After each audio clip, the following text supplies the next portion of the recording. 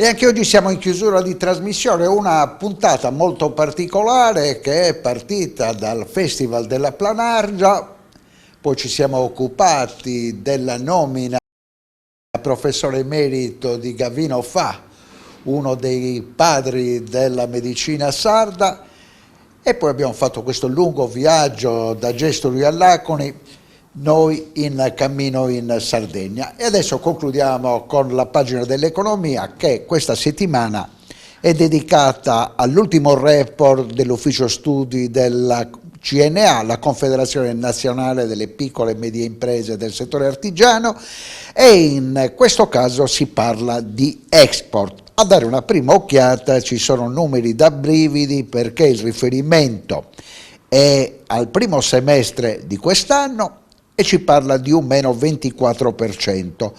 Poi andiamo avanti nella lettura e ci accorgiamo che il calo è molto minore, perché questo dato del meno 24% è fortemente influenzato dal crollo della vendita dei prodotti petroliferi all'export. Porco. Sì, come lei ricordava, la contrazione in termini di valore dei nostri prodotti rispetto al primo semestre del 2022 è nell'ordine del meno 24%, quindi esportiamo 1 miliardo in meno. Ovviamente gran parte di questa contrazione è addebitabile ai prodotti petroliferi, che, come è noto, valgono oltre l'80%. Ma anche al netto dei prodotti petroliferi, quindi se li escludiamo, abbiamo una contrazione del 6,3%. Quindi è un dato ovviamente che preoccupa rispetto a una prospettiva che, come sappiamo, da un punto di vista della congiuntura internazionale, propone degli grossi elementi di preoccupazione. Poi vi sono anche degli elementi, diciamo, di positività che rileviamo nel rapporto, che vanno colti e che ovviamente ci inducono anche a un cauto ottimismo. E li cogliamo subito, parliamo della forte crescita dei beni manifatturieri. Di che cosa parliamo? Ma se togliamo le produzioni che fanno riferimento al petrolchimico, al petrolio, per quanto riguarda la manifattura, esclusa quella parte della, diciamo, metallurgia, noi abbiamo una crescita dell'esportato nell'ordine del 10,4%.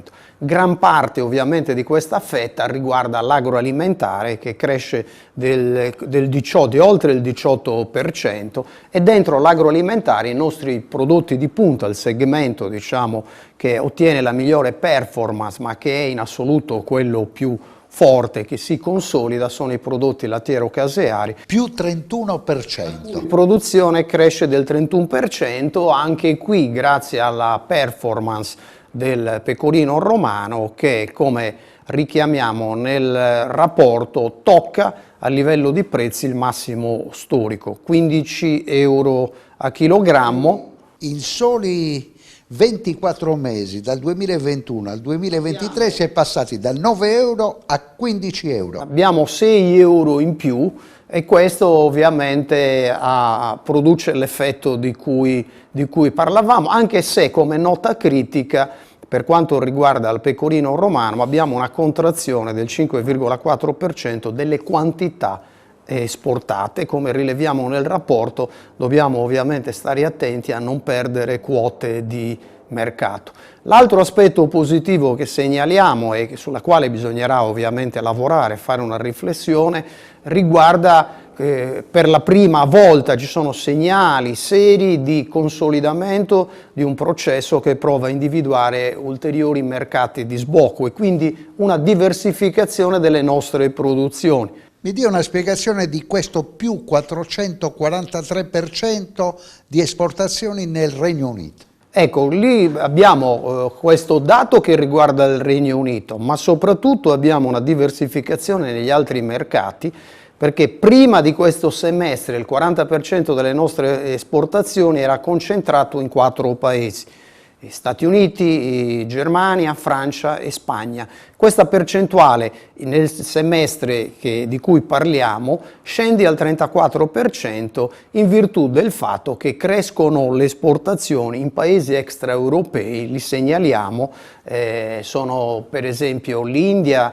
Parliamo di crescita del Brasile molto forte, la Turchia, sono paesi su cui ovviamente bisognerà guardare per rafforzare le nostre produzioni e ovviamente evitare di perdere quote di mercato, perché la prospettiva ci consegna una congiuntura, ci segnala una congiuntura molto preoccupante, l'aumento dei prezzi, una domanda che è molto volatile e poi noi abbiamo l'handicap storico ovviamente dell'energia e dei costi per quanto riguarda ovviamente il trasporto. Da qui la necessità di rendere più performanti, di migliorare la competitività delle nostre produzioni se non vogliamo perdere quote di mercato. Questa è la sfida ovviamente dei prossimi mesi e dei prossimi anni. In rapida successione ancora due curiosità. Il crollo delle esportazioni in Spagna, meno 50%, Germania, meno 25%. Come mai? Ma intanto la Germania sappiamo essere, come dire, un paese tutto sommato che attraversa una fase molto complicata e quindi di restrizione, quindi di decrescita dell'economia.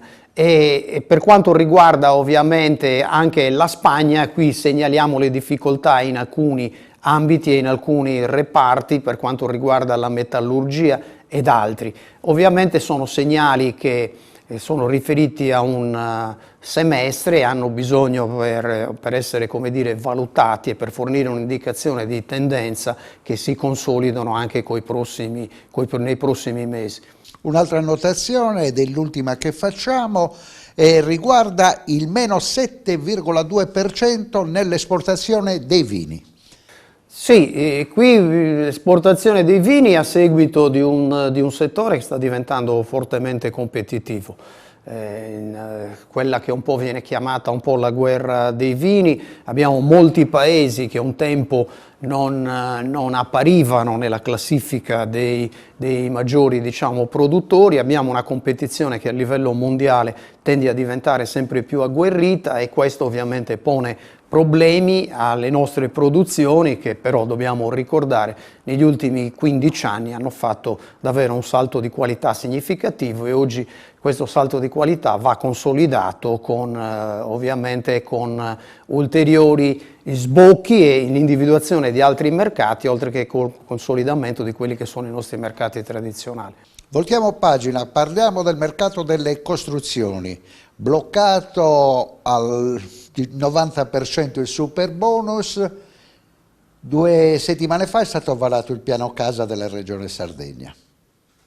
Beh, qui siamo in una situazione ovviamente complicata, sapevamo tutti che il super bonus, gli effetti del super bonus sarebbero andati, come dire, a scemare, non con questi effetti, non con questa condizione quasi di blocco. Segnaliamo che ci sono circa 20.000 condomini, lavori in 20.000 condomini che rischiano di bloccarsi e questo ovviamente deve essere un problema che va risolto perché il rischio è che centinaia di imprese, ma poi ovviamente anche migliaia di famiglie si trovino nella condizione di non poter realizzare i lavori. Siamo di fronte a una sorta di decalage, questi effetti sapevamo che non potevano continuare con quel livello di intensità che abbiamo avuto nel biennio precedente, la scommessa è utilizzare bene i soldi e purtroppo non lo stiamo facendo del PNRR per poter compensare il venir meno del contributo eccezionale che ha offerto il super bonus. Purtroppo abbiamo una legislatura che si avvia in maniera deludente alla conclusione. Ci auguriamo che in questa fase di costruzione della finanziaria il governo regionale predisponga tutti gli atti amministrativi che sono utili e sono necessari per poter spendere le risorse. Ricordo e chiudo la segnalazione che ha fatto la Corte dei Conti nella parifica del bilancio regionale. C'è una critica neppure tanto velata di un organo indipendente terzo come la Corte dei Conti che dice che la Regione programma male e ancora di più spende male. Al 31 dicembre 2022 il fondo cassa, le risorse disponibili, ammontavano a 2,9 miliardi e la Corte ci dice che persino i soldi che lo Stato ci ha concesso nel 2021, 65 milioni, e nel 2022 ulteriori 100 milioni, questi soldi non solo non sono stati spesi, ma ancora non sono state, come dire, date le indicazioni e costruite le indicazioni di spesa. Rilevo per ultimo che per esempio i 70 milioni di euro disponibili, licenziati dalla finanziaria ultima a febbraio e che riguardano l'energia, quindi a famiglie e imprese, di questo non si è fatto nulla e Dio sa quanto davvero c'è bisogno di fronte ai rincari energetici, ovviamente di strumenti di supporto al sistema produttivo e ovviamente anche alle famiglie. E a proposito di strumenti di supporto, la vostra legge di riferimento, quella che dà la possibilità a chi è artigiano di avere un aiuto in buona parte anche a fondo perduto, si è bloccata, si è arenata. Beh, più che arenata, la legge 949 nell'ultimo bando ha utilizzato tutte le risorse disponibili, stiamo valutando e si sta valutando qual è ovviamente la parte che non ha copertura finanziaria. Ci auguriamo che con la prossima finanziaria si trovi copertura e ovviamente confidiamo nel fatto che con la Regione si riesca in questi mesi a riconfigurare un quadro di riferimento che consenta alla legge 949 di poter in maniera strutturale proseguire a offrire il suo supporto, che è stato straordinariamente efficace nel biennio scorso, anche per quanto riguarda l'annualità prossima ventura e tutto l'anno 2024. Grazie davvero Francesco Porcu, siamo arrivati in chiusura di trasmissione, la nostra troupe si sposterà nei prossimi giorni a Milano, parleremo in questo caso di vini, enologia di alta qualità, con la Sardegna protagonista, ma ne parleremo tra 7 giorni. Grazie Porcu. Grazie a voi, buon lavoro.